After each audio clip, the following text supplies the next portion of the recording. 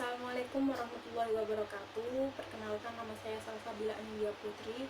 Jadi di sini saya akan sedikit mengulas terkait materi tentang Convention of the Elimination of All Forms of Discrimination Against Women, atau yang biasa kita sebut dengan CEDAW, untuk memenuhi tugas mata kuliah Hukum Perlindungan Perempuan dan Anak.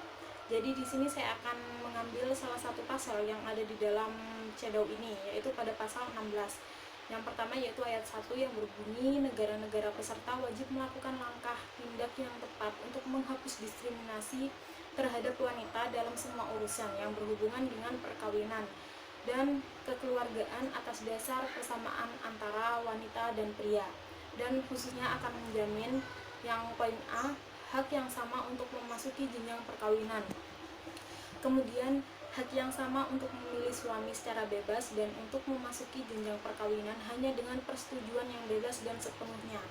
Kemudian hak dan tanggung jawab yang sama selama perkawinan dan pada pemutusan perkawinan. Selanjutnya, hak dan tanggung jawab yang sama sebagai orang tua terlepas dari status perkawinan mereka dalam urusan-urusan yang berhubungan dengan anak-anak mereka. Dalam semua kasus, kepentingan anak-anaklah yang wajib diutamakan. Selanjutnya, hak yang sama untuk menentukan secara bebas dan bertanggung jawab jumlah dan penjarakan kelahiran anak-anak mereka, serta untuk memperoleh penerangan, pendidikan, dan sarana-sarana yang memungkinkan untuk menggunakan hak-hak ini. Selanjutnya yaitu hak dan tanggung jawab yang sama berkenaan dengan perwalian, pemeliharaan, pengawasan, dan pengangkatan anak-anak atau lembaga yang sejenis, di mana konsep-konsep ini ada di dalam undang-undang nasional. Dalam semua hal, kepentingan anak-anaklah yang wajib diutamakan.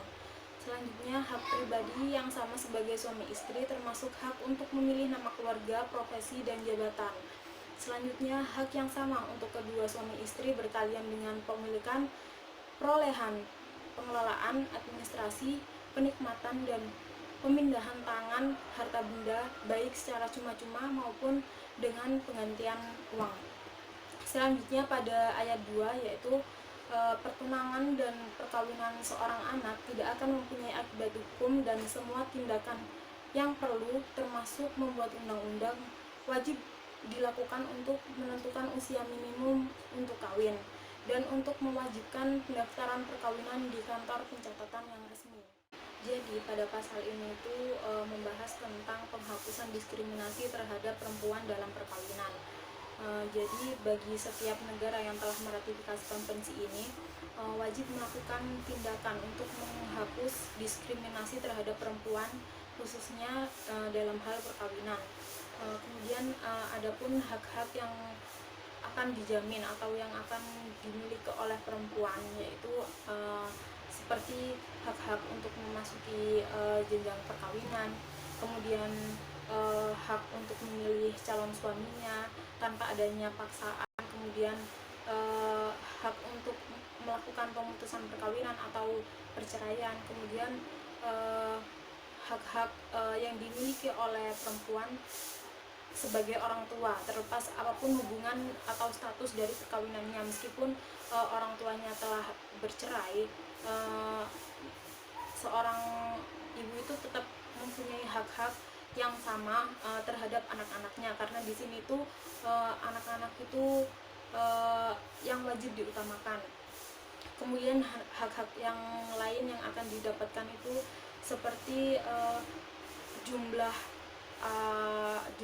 anak, kemudian penjarakan kelahiran antara anak satu yang kedua itu berapa tahun, itu tuh perempuan itu juga memiliki hak-hak seperti itu. Kemudian perempuan itu juga mempunyai hak untuk memilih nama keluarga dan yang lainnya. Pada pasal ini tuh juga dijelaskan jika setiap negara yang telah meratifikasi konvensi ini itu harus membuat undang-undang untuk menetapkan usia minimum perkawinan di negaranya dan untuk mewajibkan pendaftaran perkawinan di kantor pencatatan resmi. Sekian penjelasan singkat dari saya. Mohon maaf apabila ada salah-salah kata. Assalamualaikum warahmatullahi wabarakatuh.